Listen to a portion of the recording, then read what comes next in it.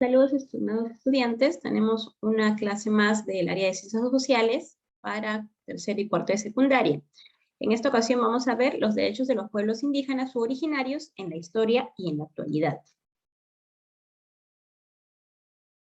En la historia del Perú, reconocemos que ha existido diversas formas de trabajo forzoso o no libre, como la mita, la esclavitud y el enganche. Estas formas de trabajo fueron impuestas a los pueblos indígenas u originarios de nuestro país, tanto en los tiempos de la colonia como en la república. Entonces vamos a ir analizando, ¿no? Para analizar esta problemática a la luz de los derechos humanos, consultemos las siguientes fuentes. Vamos a revisar algunas fuentes. Primera fuente, el caucho, un auge pagado con la vida de miles indígenas. ¿Qué dice? El auge de la explotación de gomas silvestres se refiere a justamente el caucho, ¿no? Comenzó a mediados de la segunda mitad del siglo XIX e inició su declive en 1914, entonces casi más de 50 años o 50 años aproximadamente duró este boom.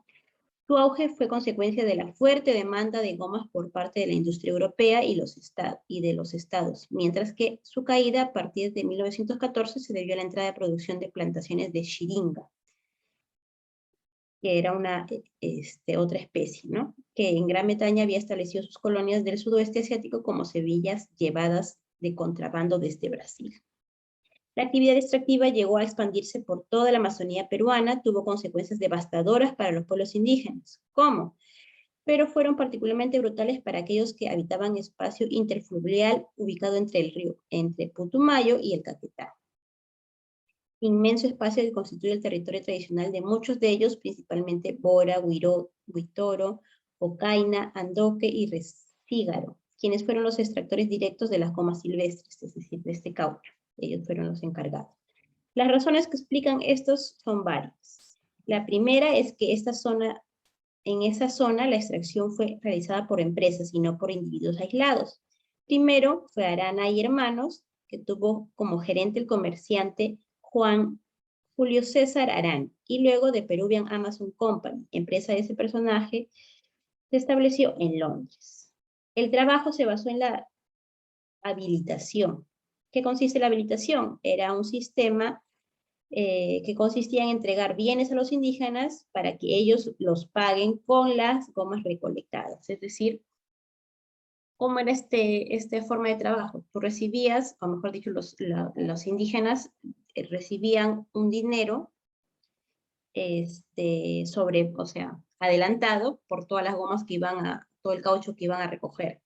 Entonces, como una especie de enganche, ¿no? Te decían, yo te voy pagando y tú vas trabajando para mí. Entonces, si decían, no, pero todavía el trabajo todavía no está cumplido, ¿no? Todo el dinero que te he dado, todo, era mucho o poco el dinero, todavía no corresponde todo el trabajo, entonces vas a tener que seguir trabajando para mí. Entonces era un enganche ahí para que el indígena no dejara de trabajar. Los caucheros sobrevaluaban los precios de los bienes industriales que les entregaban y subevaluaban el de las gomas silvestres que recibían. Establecieron relaciones de intercambio asimétricos que generaron deudas, esto es lo que te menciono, ¿no? Estas deudas, que los indígenas nunca llegaron a pagar. Entonces seguían trabajando supuestamente para corresponder a la deuda que el empresario ya le había dado. Ahora, la fuente 2, la explotación indígena en el boom del caucho. Vamos a ver terribles testimonios de cómo eran torturados estos indígenas, ¿no? Por ejemplo, con frecuencia los indios eran azotados hasta la muerte. Me fueron reportados algunos casos de hombres y mujeres que murieron bajo el látigo, pero esto parece haber sido un poco frecuente. O sea, no morían mucho, pero sí los castigaban. En muchos casos, cuando los hombres y las mujeres habían sido tan cruelmente flagelados que sus heridas se pudrían, los racionales mataban a las víctimas por órdenes de su jefe. Es decir, si te das cuenta, o sea, no eran matados hasta golpes, pero sí eran matados y eran golpeados y sus heridas, como se infectaban, ya estaban demasiado enfermos y igualmente morían.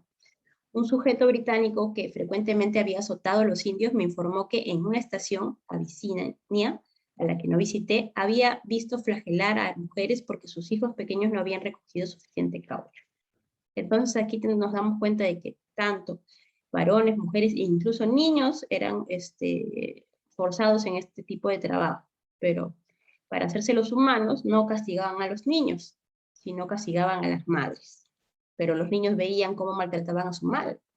Por ejemplo, en los testimonios adjuntos a este informe veremos cómo en más de una ocasión los hombres se rehusaron a delatar el escondite de sus fugitivos, a pesar de las terribles amenazas de tortura, si es que no revelaban el paradero de los que se escaparon. Entonces te das cuenta de que tanto era el maltrato que habían personas que se escapaban de esa zona de trabajo. Y algunos compañeros de ellos no les ayudaban mejor dicho, sí les ayudaban a escaparse y no revelaban esa información para protegerlos.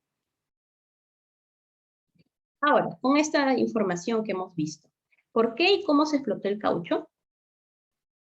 Recordemos lo que acabamos de leer, ¿no? ¿Cuál fue el boom? ¿Por qué se empezó a extraer bastante este producto, este recurso? ¿Y cómo se explotó, no? ¿Quién lo recaudaba? Los indígenas, ¿no es cierto? Ahora, la siguiente pregunta. ¿Qué pueblos indígenas u originarios constituían la mano de obra? ¿No? Por ejemplo, ahí mencioné los tribus de Putumayo, el río Napo, Picao y Nanay, ¿no? Estos eran algunos de los pueblos explotados. Luego, enumeremos y expliquemos las causas y consecuencias que generó esta situación de la explotación de los pueblos indígenas originarios. Por ejemplo, algunas causas para mencionar: la fuerte demanda de goma silvestre, decía de caucho, en la industria europea. Entonces, esa es una causa, por ejemplo. Otra causa es la expansión de la actividad extractiva por toda la Amazonía europea. Eso por así decirlo. Otra, por ejemplo, en consecuencias, ¿qué podemos poner? Se ocasionó el crecimiento de la explotación de gomas silvestres, del caucho, ¿no? Hubo un aumento de demanda, ¿no? ¿Qué más? ¿Qué consecuencia trajo? Consecuencias devastadoras para los pueblos indígenas, ¿no? Como ya mencionamos en las fuentes, ¿no? Hubo bastantes muertes, bastante tortura, ¿no? Esas son las consecuencias devastadoras para los pueblos indígenas. Estas son una de las tantas causas y consecuencias, ¿no? Tú puedes nombrar más. Ahora, vamos a la siguiente parte del tema. En la situación de trabajo forzoso, ¿no? El trabajo forzoso es aquel que se realiza de manera involuntaria, o sea, tú lo quieres y bajo amenaza de una pena cualquiera. Se refiere a situaciones en las cuales las personas están forzadas a trabajar mediante el uso de violencia o intimidación, o por medios más sutiles como una deuda manipulada, como ya vimos el caso que se daba en la Amazonía en esa época. Vamos a revisar, ¿no? La fuente, situación de trabajo forzoso en el Perú. En el caso de la extracción de madera mediante la tala de árboles, el trabajo forzoso se manifiesta a través de dos modalidades principales, ¿no? En realidad. La primera, relativa a la habilitación, al enganche, ese enganche que ya te dije que el patrón, el empresario le pagaba por adelantado y el indígena era obligado a trabajar, ¿no? Para decir, no, ya te pagué, entonces tienes que trabajar. Trabaja, trabaja, trabaja. Ese es el enganche, ¿no? Arreglaban contratos con alguna dirigente comunal con el objeto de acceder generalmente de manera ilegal a los recursos materiales más valiosos del territorio comunal. Otra segunda opción la segunda modalidad es del enganche. Se manifiesta a través de la captación de personas y el traslado de estas para trabajar a campamentos madereros, donde también se presenta la figura de generar supuestas deudas por el otorgamiento de anticipo de bienes de consumo, con el objeto de que sean pagados por su trabajo, donde la servidumbre, dando lugar a la servidumbre por deuda. Entonces, te das cuenta de que esas son las dos formas de trabajo, ¿no? Que se daban en esa época, durante el boom del caucho. Ahora vamos a ver en la actualidad, en el siglo XX. Bueno, no completamente en la actualidad, sino en el siglo XX. Luego de la crisis del caucho, a partir de la tercera década del siglo XX, los patrones pasaron a extraer otros recursos naturales demandados por el mercado internacional y continuaron explotando a los indígenas para el sistema de habilitación y enganche. Se fortalecieron los fondos donde los patrones controlaban la mano de obra barata y gratuita indígena. Ello fue posible porque el Estado solo adjudicaba tierras a los patrones según la ley de las tierras de montaña. Entonces nos damos cuenta que este sistema de habilitación enganche se mantenía en 1950. Aproximadamente, mira, entonces vemos, a partir de 1974 la Ley de Comunidades Nativas permite la titulación de tierras para asentamientos indígenas que vinieron a llamarse comunidades nativas. Sin embargo, la población indígena cautiva en los fundos permaneció bajo relaciones de servidumbre. Entonces quiere decir que esta servidumbre todavía se seguía dando hasta 1974, ojo, como la demuestra el caso de la provincia de Atalaya, por lo menos hasta final de la década de 1980. Entonces, como nos damos cuenta, en el siglo XX, o sea, en la década pasada nada más, el siglo pasado, mejor dicho, se seguían dando estas relaciones de dependencia, esta relación de servidumbre en estas zonas. Ahora, en base a lo que acabamos de leer, reflexionamos. ¿Qué derechos fundamentales de los pueblos indígenas originarios fueron vulnerados durante el boom del caucho? Por ejemplo, su libertad, ¿no? Un trabajo justo, eso también es un derecho, ¿no? Ahora, ¿quiénes y cómo supervisaban la forma en que se desarrollaron esos trabajos? ¿Quiénes los supervisaban? ¿Los empresarios? ¿Había autoridades que velaban eso? Otra pregunta es, ¿por qué los mecanismos de trabajo forzoso siguen funcionando de esa manera? Hay, como nos hemos dado cuenta, todavía hay servidumbre. ¿Por qué crees que se sigue dando? ¿No? Reflexionamos. Ahora, vamos al reto. ¿Cuál es? Completamos el siguiente cuadro especificando cuáles son los cambios y permanencias en cuanto al respeto de los derechos humanos y las condiciones de trabajo de los pueblos indígenas originarios de la Amazonía, contrastando con los años del boom del caucho respecto a la situación actual. Por ejemplo, aquí podemos poner aspecto territorial, social, político, ¿no? ¿Qué cambios se han ido dando hasta la actualidad y qué aspectos se siguen dando, ¿no? Por ejemplo, a nivel social, la forma de trabajo eh, de servidumbre se sigue dando, se ha seguido dando, ¿no? Ese es a nivel social, ¿no? A nivel político o territorial. Vamos a seguir analizando, ¿no? Eso puedes completarlo tú.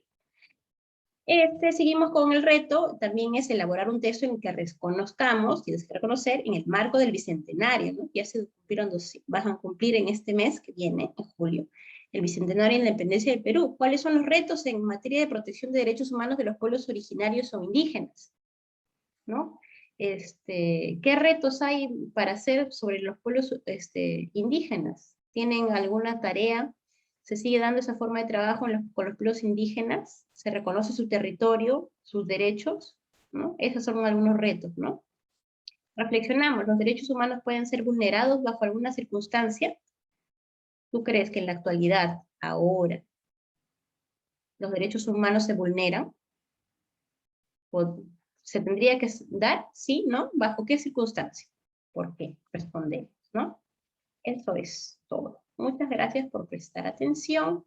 Nos vemos la siguiente.